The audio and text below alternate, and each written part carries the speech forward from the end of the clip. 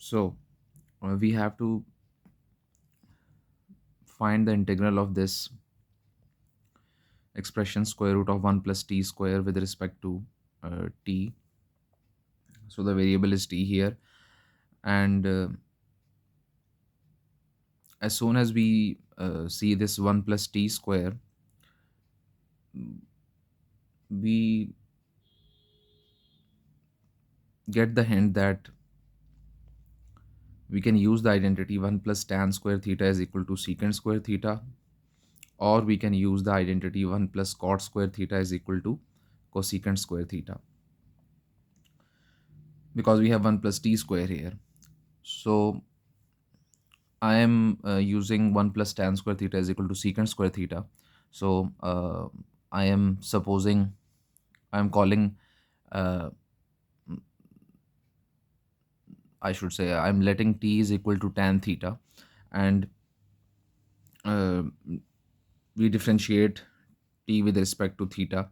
So it becomes dt over d theta is equal to secant square theta, because the derivative of tan theta is equal to secant square theta. And we want to transform this whole integral in terms of theta now. So we would definitely have to substitute uh, the value of dt here. So from this equation, dt becomes secant square theta d theta, and now we can put these values of dt and t in this integral. So we get square root of 1 plus tan square theta, because t was equal to tan theta, and we put dt is equal to secant square theta d theta. So um, as I said, that 1 plus tan square theta is equal to secant square theta.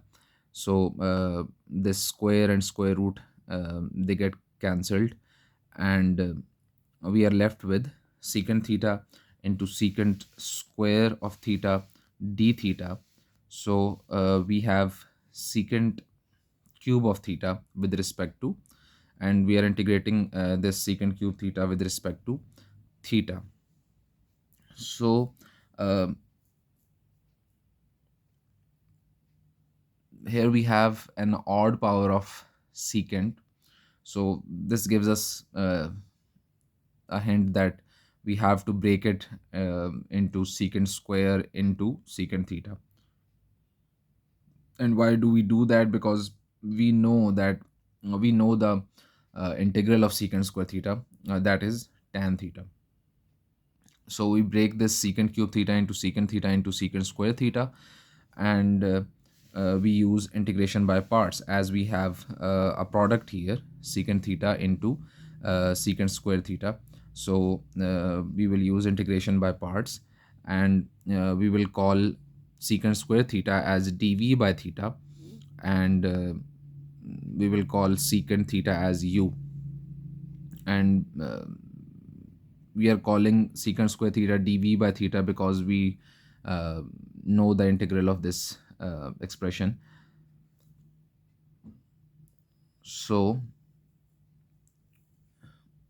we can also find the uh, integral of secant theta, but that would be not straightforward. So using integration by parts, and the things which are required for application of that formula is du by d theta and v. So du by d theta is just simply the uh, derivative of this u with respect to theta, and the derivative of secant theta is secant theta tan theta. And in order to find v, we have to integrate this secant square theta with respect to theta, and we know the integral of this. This is simply tan theta. So I'm applying the formula, which is uv minus integral of v du. So u is secant theta, v is tan theta. So we get secant theta tan theta minus integral of v into du. So v is tan theta, and the integral du, we can find du from du by d theta. Du by d theta is equal to secant theta tan theta. So du becomes secant theta tan theta into d theta. So this the integral will be of tan theta into secant theta tan theta d theta. So this simplifies into secant theta tan theta minus integral of secant theta tan square theta d theta. And and whenever we get tan square theta, we use the same identity which we used earlier in this question.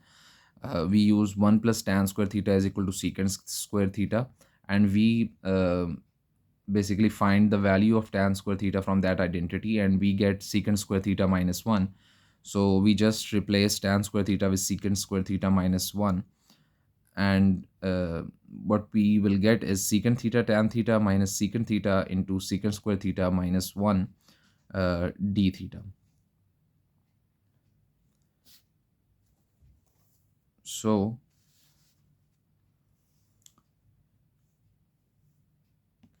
we get we multiply this secant theta with secant square theta. This becomes secant cube theta minus we multiply this secant theta with this one. We get secant theta, and we are integrating this whole expression with respect to theta. So we get secant theta tan theta minus, we can use the property of integrals, which is it applies to uh, if I'm not wrong, we call this property linearity, that if you are integrating uh, an expression which involves multiple terms, we can integrate those terms separately. So integrating this secant cube theta with respect to theta, and subtracting, uh, we get this minus sign, and then we integrate this secant theta with respect to theta. So this is familiar. We were actually integrating this thing, secant cube theta with respect to theta. And I guess I forgot to mention that I called this integral as I.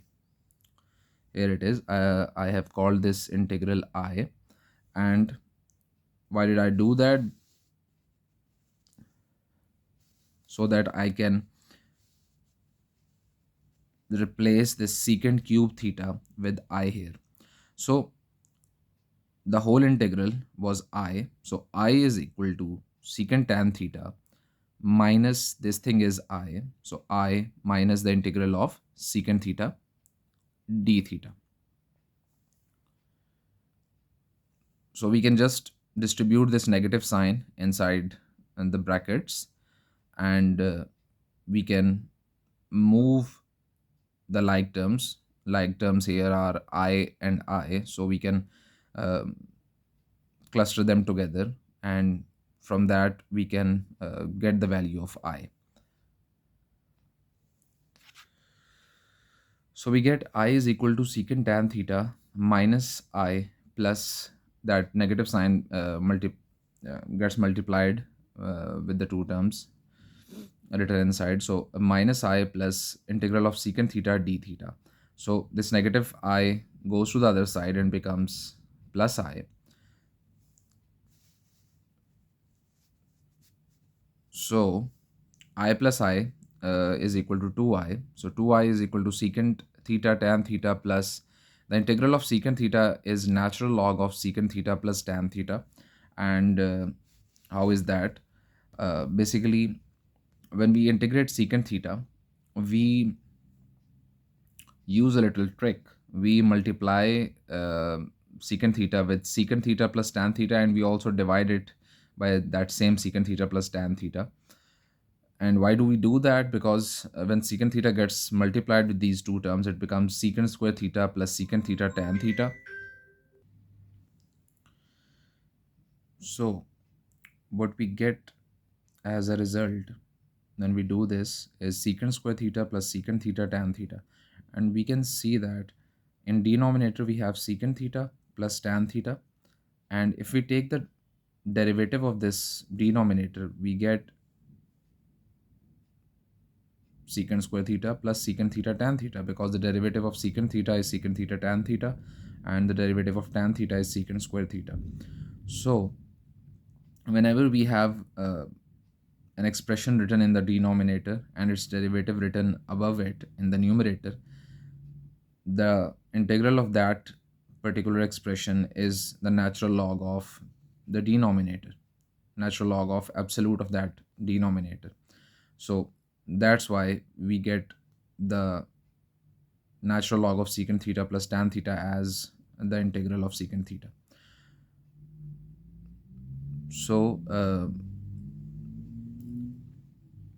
so we are interested in finding I. So this 2 will be divided on the other side. So secant theta tan theta plus natural log of secant theta plus tan theta over 2. We can see that this secant theta tan theta is the derivative of secant theta, and this natural log of secant theta plus tan theta is the integral of secant theta. So what we are getting here is the average of the derivative and the antiderivative of secant theta. So the integral of secant cube theta is basically the average of the derivative and antiderivative of secant theta. So we have found the integral, and the thing which is left now is just replacing the values of secant theta and tan theta uh, in terms of t, because the original question was in terms of t. So we need to replace these values involving these functions involving theta in terms of t.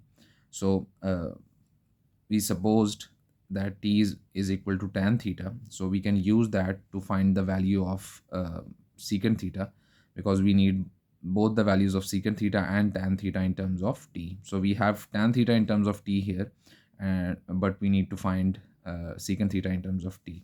So tan theta is just perpendicular over base, so that means that perpendicular over base is equal to t. This implies that perpendicular is equal to t and base is 1. So I've drawn a right angle triangle here. Its perpendicular is t and its base is 1. So by using Pythagoras theorem, uh, we can find the value of hypotenuse. So hypotenuse square is equal to base square plus perpendicular square, uh, which is Pythagoras. So we get hypotenuse square is equal to base was 1. So 1 square plus perpendicular was t. So t square. So hypotenuse square is equal to 1 plus t square. We get, and if we want to find hypotenuse, we have to take the uh, square root of this equation. So taking square root of both sides, we get hypotenuse is equal to square root of 1 plus t square. So secant theta is just the reciprocal of cos theta, and cos theta is base over hypotenuse. So secant theta is hypotenuse over base. So secant theta becomes hypotenuse was square root of 1 plus t square over base was 1. So secant theta is equal to square root of 1 plus t square. So just replacing secant theta and tan theta with square root of 1 plus t square and t respectively. So our integral, or I should say the antiderivative of square root of 1 plus t square with respect to t is square root of 1 plus t square into t plus natural log of absolute of square root of 1 plus t square plus t over 2. And I should have written plus c here, constant of integration.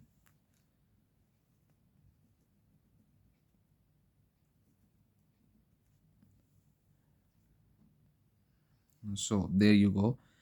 And I have written plus c here. So this is the final antiderivative of square root of 1 plus t square.